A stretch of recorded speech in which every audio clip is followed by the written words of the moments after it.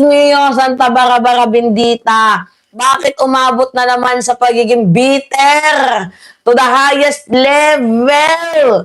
Ito nga pong kampo ni Cayetano na kung saan ang ibang mga vloggers ay inaatake ng malala at tinatawag ng Judas. Ito nga pong si Senator Joel Villanueva. At pati ba naman yung ama, abay ide namay sa issue na kung ano man yung merong kayong hidwaan dyan, na dapat sana walang personalan. Masyado namang personal mga minamahal itong mga DDS na parang nung nakaraang anibersaryo lang, magkakasundo kayo, tapos ngayon pinapatamaan mo na ng JIL ay kampo ng masama, kampo ng Judas, 'di ba? Mga magdanakaw. Ano ba? 'Di ba? Walang ganon. Nakakaloka naman tong mga, ay, nako, anak ng yuta. So ngayon, mga minamahal, mayroong balita dito sa pagiging better, bitter ni Cayetano. Talagang binanatan, mga minamahal. At iniipit talagang itong si Joel Villanueva. Kung baga sa madaling sabi, split na sila. Split na ba? Wala nang pagmamahal. Parang ganon, parang friendship over na yung nangyayari. Parang friendship over na nila itong si Joel Villanueva. Actually, politics is politics. Huwag nating personalin ang bagay-bagay. Alam, Cayetano, makinig ka. Hindi mo dapat pinapersonal ang mga bagay-bagay. 'Di ba? Alam mo, Cayetano, sa totoo lang ang mga demonyo, yun yung mga nagpapanggap na anghel. At yung mga feeling maka-Diyos, yun yung mga taong ginagamit yung salita ng Diyos upang manloko. 'Di ba? Sabi nga nila, angels is demons. Kasi yung mga katulad mo, Cayetano, yan yung literal na Judas. 'Di ba? Huwag niyong questionin ng Diyos. Kasi dapat nga mayroon tayong tinatawag na separation ng church and state eh. Kaso bakit yung INC nangingialam? 'Di ba? Bakit yung JIL pumapasok sa politika? Yung Kingdom of Jesus Christ pumapasok din sa politika. So, nothing personal sana. Kaso ang nangyayari, mga minamahal, wala na sa kanilang benepisyo. 'Di ba? Itong si Joel Villanueva, kaya wala. Talagang tinapon na nila to the highest level. Tapos ngayon, binabati ko sila, palibasa yung ama mo, may flood control eh. Di ba? Palibasa yung ama mo, may billions of flood control eh. Ginagano nila ngayon si Joel Villanueva. Di ba? Kaya talo has no credibility, sabi ni ordinary person. Totoo naman. Wala naman talagang credibility yung si Cayetano. Walang ibang ginawa, kundi, tingnan nyo, nag-Facebook live, naninira, kinukumpara pa yung kanyang sarili. Bakit si Tulfo? Diba? Bakit si Tulfo pag nagla-live, pinupuri ninyo? Pag ako nagla-live, inaaway ninyo. Diba? Tayo na mo, Cayetano, lakas ng tama mo. Ngayon, tingnan nyo. Tingnan natin na, mga minamahal. I'm so proud. Sino mga taga-Marulas dito? Siyempre, taga-Marulas si Mima Alicia sa Valenzuela. So, nakaka-proud ng aming Senate President ay nanggaling mismo sa Valenzuela. Diba? Shoutout sa mga taga-Marulas dyan. Diba, mga minamahal? Proud Valenzuelano. Isa po si Mimang proud na taga-Valenzuela. Yes, taga-Valenzuela po si Mima. So ngayon, ito, tingnan natin, nagbago ng relasyon ni Villanueva at ni Cayetano. Si Cayetano masyadong dinidibdib eh. Diba, mga minamahal? Dinidibdib ni Cayetano. Ang bawat eksenang ganap na putragisan ka, kaya ako natanggal bilang Senate President dahil lumipat ka. Alam namin meron kang kaso. Ang gusto mo lang mangyari is yung kaso mo maging bailable. Kumbaga, gusto nilang mga minamahal, gusto nilang sabihin na si Joel Villanueva kaya lumipat dito nga po sa Gatchalian Block para ma-acquit siya sa kaso. Kumbaga, kakasuhan pa din siya pero yung kanyang kaso is non-bailable. Meron bang ganon? kahit nandyan sa majority, sa Gatchalian Block, itong si Joel Villanueva, di ba mga minamahal, kung meron siyang kaso, dapat kasuhan yan, dapat makulong, kagaya ni Cheese. Di ba? Dapat makulong, dapat makasuhan. Ganon. Mga minamahal. Gets ninyo? Oh, walang ano dito, walang minority, majority. May kaso kang plunder, kulong ka. Ganon, wala kaming kinakampihan dito. Kayo lang naman itong masyadong yung dinidibdib pinopolitika bawat bagay-bagay. Matagal ko na nga sinasabi, si Joel Villanueva ay mayroong kasong plunder, malversation of public funds. Di ba? Pero yung ginawa niya na nabuo yung 13, humahanga din naman ako kasi yun naman talaga yung dapat eh.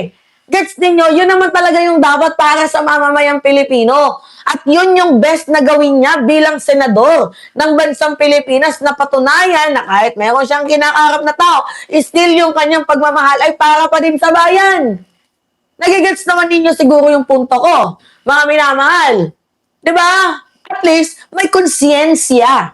Diba? Itong si Joel Villanueva, nagkaroon siya ng konsyensya. Mali na tong ginagawa nila Cayetano. Puta kagisan, dito na ako sa tama. Kasi sila Cayetano, yung utak nila may tama talaga eh. Alam niyo, may tama yung utak. Pero si Joel Villanueva, ang gusto niya mangyari, doon siya sa tama. Diba? Ngayon, ito yung consequences ng paglipat niya sa tama. Minsan kasi may mga panahon na sinusubok tayo. Tandaan yun, mga minamahal, may mga panahon na sinusubok tayo. Sa bawat desisyon na ginagawa natin, meron po yung pagsubok. Kumbaga sa pananampalataya, dito na tayo, pananampalataya.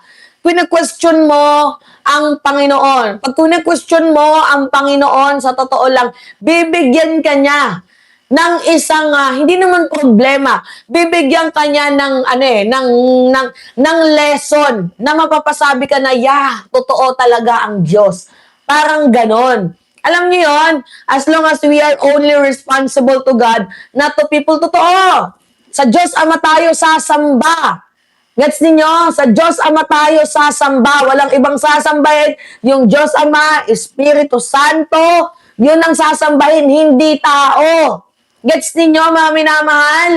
Diba? Tommy Zara Force, yun, doon tayo dapat sumasamba. Wala namang kahit sinong relihiyon na makakapagligtas sa atin eh.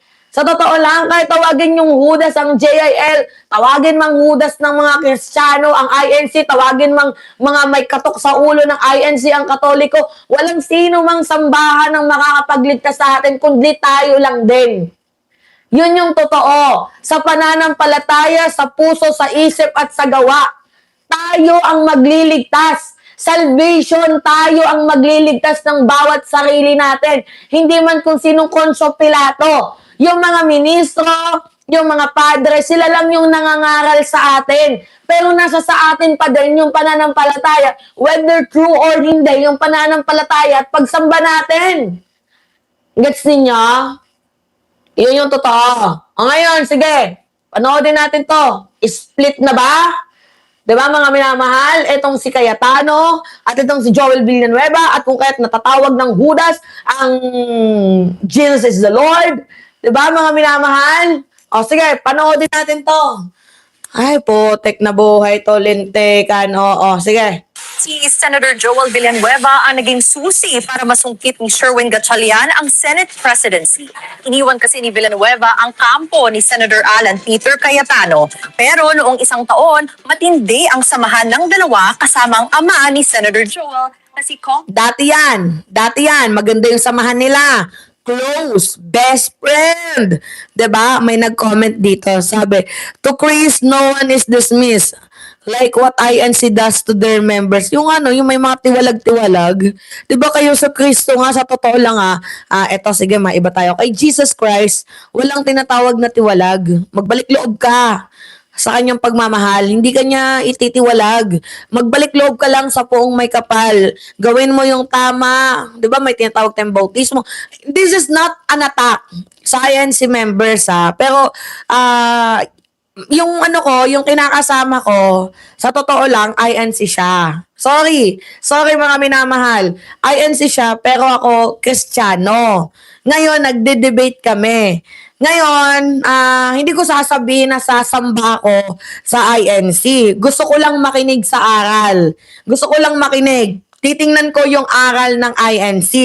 'Di ba? Sa totoo lang. Kasi lahat naman tayo, may choices tayo. Katoliko ako pero wala namang masama. Sabi ng kinakasama ko na pumasok ka sa simbahan ng Iglesia ni Cristo. 'Di ba? Ganon. So ngayon, sabi ko naman, sige, pupunta ako at makikinig ako sa aral. Lahat ng mga tanong ko gusto kong itanong. 'Di ba? Bakit INC lang yung masasalba? Bakit may black voting? Ang dami kong gustong itanong na gusto kong mabigyan ng kaliwanagan. At pag nabigyan ng kalinawagan, kung nasaan yung black voting na yan, sa Bible verse na yan, siguro maybe baka lilipat na ako ng bakod from Christianity to INC. Baka lilipat ako. If ever na masagot nila ang dami kong katanungan. Sa isip ko, mga minamahal, sobrang dami kong katanungan na mumuo sa aking isip. Katulad ng, bakit lagi nilang sinasabi na INC lang yung masasalba? Kasi ang sagot naman ng INC, ito, nakalagay sa Biblia. Matagal nang itinatag ni Jesucristo ang Iglesia ni Cristo. Nung nakita ko sa record yung INC nung 1914 itinatag. So, nasaan yung INC nung panahon ng 200 years ago? So, pag nasagot yon ng INC, baka maybe, sige, okay, okay, baka mahikayat na ako na sumamba sa kanila. Pero anyway, going back sa ating topic, ito, putrag isa, no, ulitin ko, walang kahit na sino man, diba? Walang kahit na sino man ang simbahan ng makakapagligtas sa tao, kundi tayo din ang magliligtas sa atin dahil sila ay mga gabay lang yan kung paano tayo maisalba sa mundong ibabaw. Kaya walang Judas dito. Huwag natin tawaging Judas ang Katoliko, huwag natin tawaging Judas ang JIL, ang Kingdom of Jesus Christ. Huwag natin tawaging Judas ang INC. Kaya lang naman sumasama ang imahe ng mga yan dahil yung mga ministro nila, yung mga tao nila, yung mga sisters, nila, gumagawa ng masama. But it doesn't reflect sa mga taong sumasamba ng totoo, sa mga deboto.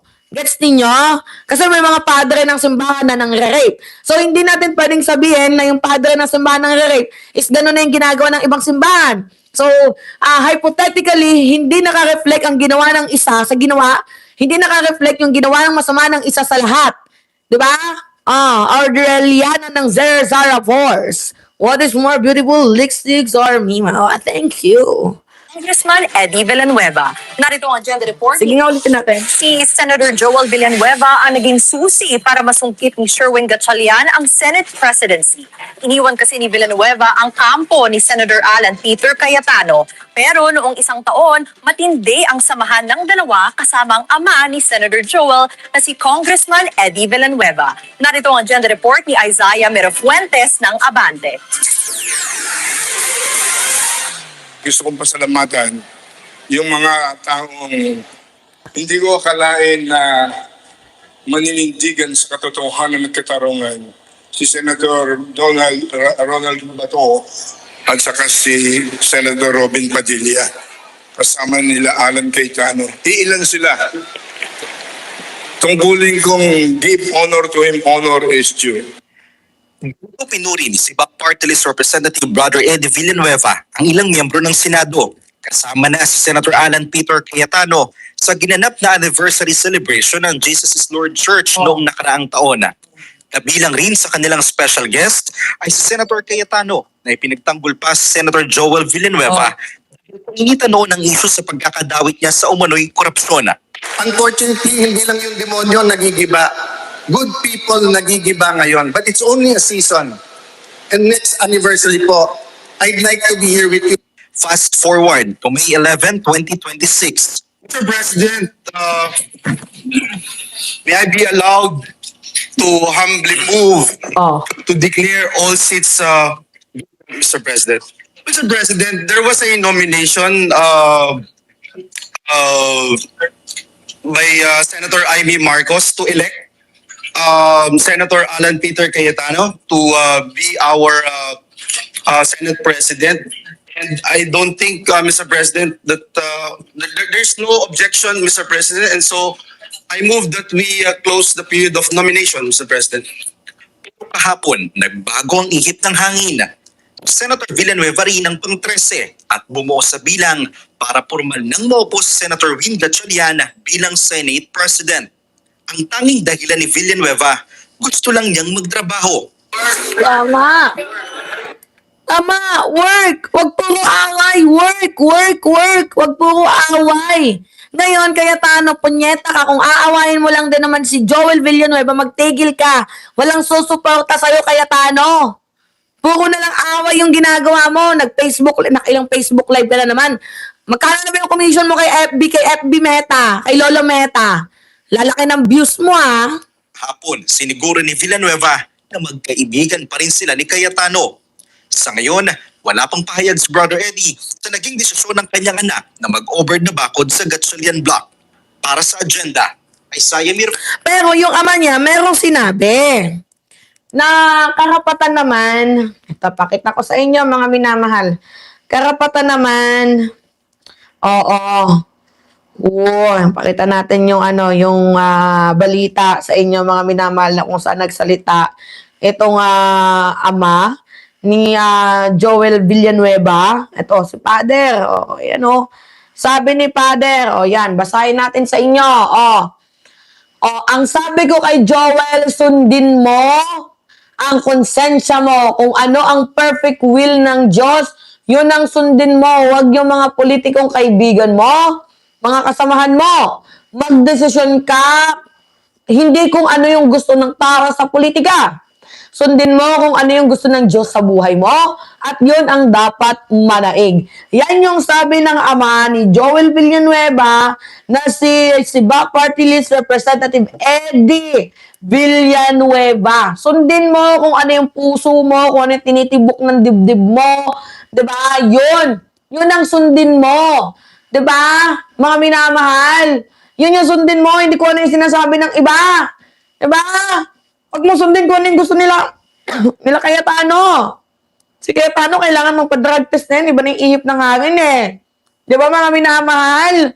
Ngayon, si Chis Escudero naman, may nagko-comment dito, bakit tahimik yung iba when it comes kay Chis? Si Chis, pinag-iisipan kung magiging presiding officer ba siya ng impeachment. Sabi ko, I do not agree. In my own I do not agree na maging presiding officer si Chis Escudero. Maiupo na lang lahat. Wag lang yung mga punyetang katulad nila Marcoleta, nila Amy Marcos, sila Chis Escudero. Dapat kung sino man yung presiding officer, it's either si Sherwin Gatchalian. Pero ang sabi, dapat abogado daw. Eh di meron namang ibang abogado dyan. Si Kiko Pangilinan. Di ba mga minamahal? Kasi si Chis Escudero, hindi natin pwede masabing kakampi o kalaban eh. Silent lang din yan yung atake niyan. Baka mamaya ang mangyari, ganito yung kinakatakot ko. Baka ang mangyari niyan, mga minamahal, saksak talikod. Alam niyo yun? Saksak talikod. Kumbaga, sinasaksak ka habang nakaharap ka, pero hindi mo alam. 'Di ba? That's why people are afraid to trust Chis. Totoo. Si Chis, doktor yan, magaling man doktor. Di ba yan yung sinasabi ko sa inyo na hindi tayo basta-basta magtitiwala sa kung sino man. Kasi mayroong napabalitaan na si Chis Escudero daw yung magiging presiding officer. Hinahanap